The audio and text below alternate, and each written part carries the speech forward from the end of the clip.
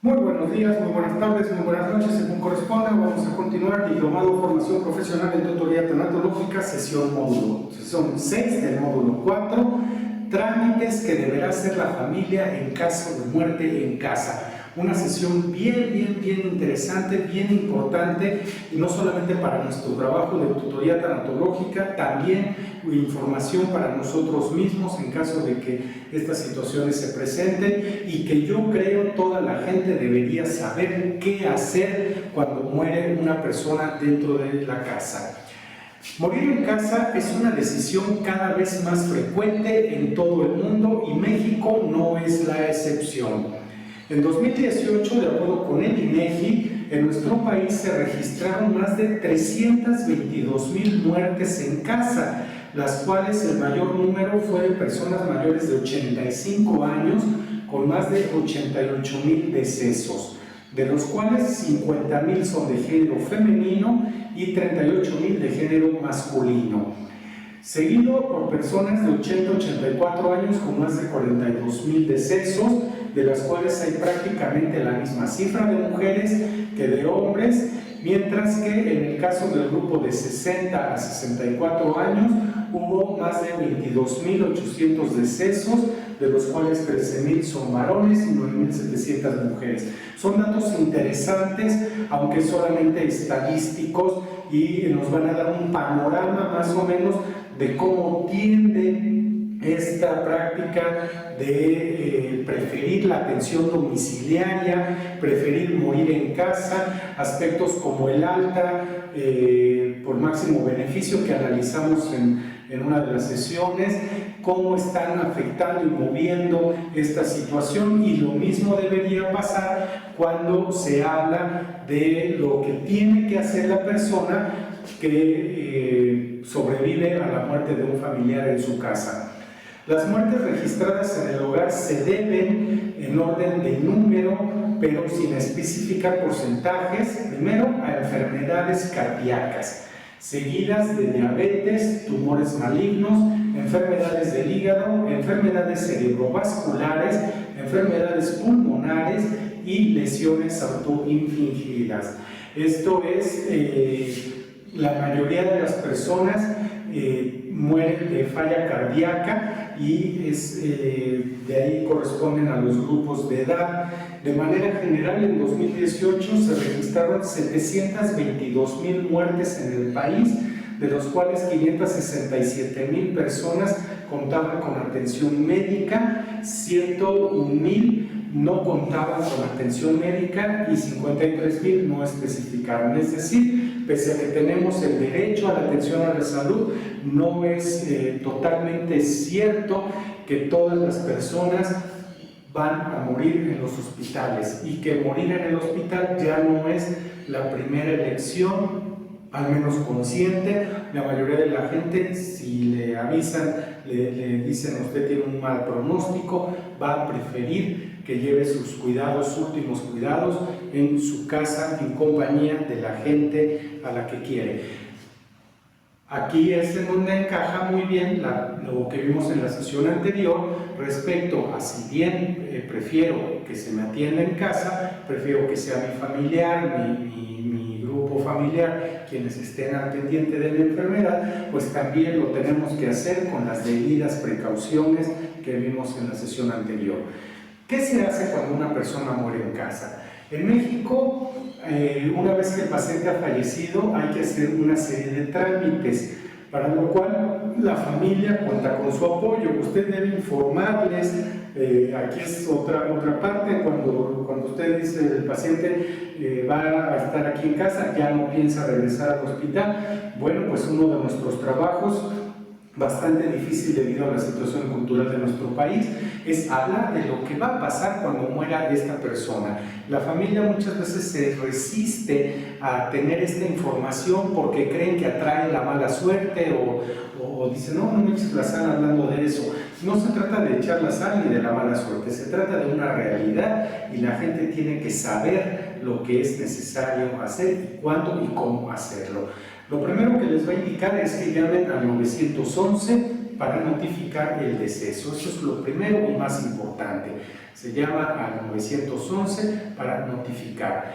Llamar al Ministerio Público para notificar el deceso. Es sumamente importante que desde el inicio de los cuidados usted instruya a la familia para llevar una bitácora, un diario en donde se ponga perfectamente bien, así como el expediente clínico, la familia registre cada cosa, los días que lleva el cuidado, a qué hora despierta el paciente, cuando duerme, qué se le dio de comer, cuáles son sus rutinas de aseo, cómo se sintió, qué síntomas presentó, registren temperatura, registren presión, registren frecuencia cardíaca, o sea, lleven un registro exhaustivo y esto también háganle consciente a la familia, les va a servir para deslindar responsabilidades.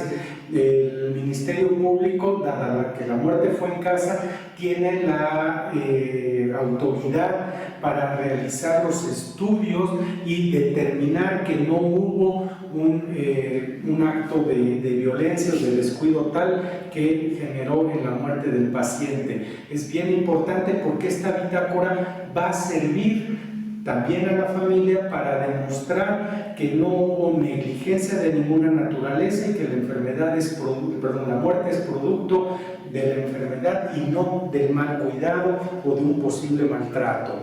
Dar aviso al médico, a la médica, a fin de que le apoye con el trámite del certificado de defunción.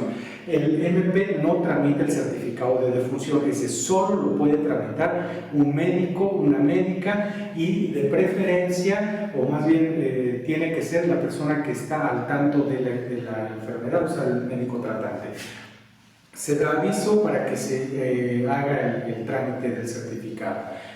Segundo, solicitar el certificado. Si el deceso ocurre en alguna institución médica o en el domicilio del difunto, el personal médico debe emitirlo. Cuando es una muerte distinta a la natural, lo que les decía hace rato, que se tenga que llevar al Ministerio Público, el médico forense va a investigar la causa y se encargará de expedir el certificado cuando la causa es sospechosa, pero sigue siendo médico, aunque aquí va a ser producto del examen forense. Para obtener el certificado de defunción deberá presentar una identificación oficial con fotografía del fallecido y el certificado lo debe expedir en todos los casos un profesional médico. Tercero, tramitar una orden de inhumación o incineración y acta de defunción.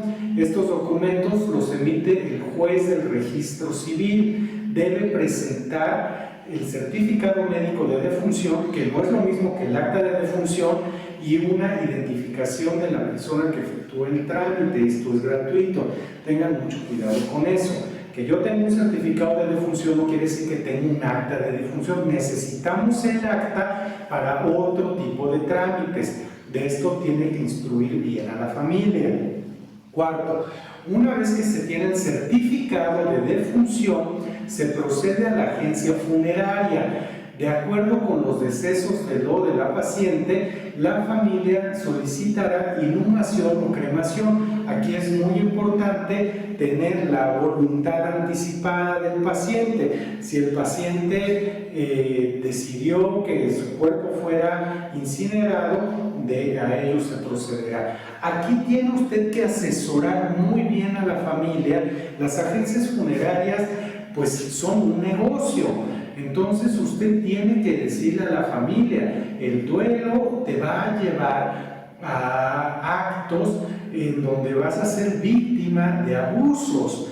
Entonces se tiene que tomar en cuenta el presupuesto, lo que desea el paciente, cuánto se puede pagar, porque las agencias funerarias de entrada, pues el cajón, el ataúd de lujo, el café, la sala, que las flores, que los arreglos, y las personas pues están en un estado de luto y no están perfectamente bien emocionalmente, entonces acceden ya sea por culpa, ya sea por dolor, ya sea por vergüenza, ya sea por una cantidad de cosas, porque el de la agencia funeraria pues les hace creer que todo esto les va a traer consuelo, y usted tiene que hacerles hincapié que no necesariamente tener un ataúd de lujo, llenar de flores la sala funeraria, invitar a todas las personas que conocía el difunto, dar café,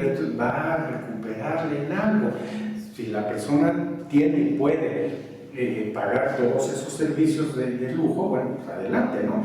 Pero no debemos permitir que la persona pues endeude en cosas que al final de cuentas nosotros lo sabemos no le van a ocasionar más alivio que el momentáneo de saber que se hizo un funeral a todo lujo.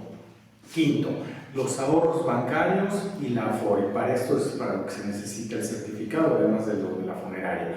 El plazo para solicitar el saldo de la cuenta individual es de 10 años, por lo que tenemos un poquito de tiempo, pero si no se ejerce esto por cuestiones de la familia, todos esos recursos se van al ISSSTE o al IMSS, dependiendo de dónde estaba afiliada la persona, o si goza siendo trabajador. Debemos ver que estos recursos se asignen a la familia. Sexto, testamento. Cuando el familiar realizó un testamento como posible heredero, puede indicar un procedimiento sucesorio ante un juez o un notario. Es muy importante tener los documentos, decirle a la familia, tengan los documentos, estos documentos como los estados de cuenta bancarios, los testamentos, lo de la Afore, las voluntades, todo eso se tiene que tener en el momento en el que nosotros decidimos tener al paciente en casa y que sabemos que el pronóstico del paciente o es reservado o es francamente malo. Es importante preparar. Y vuelvo a lo mismo, muchas veces la familia va a decir, es que nos trae la sal tener todo esto a la mano.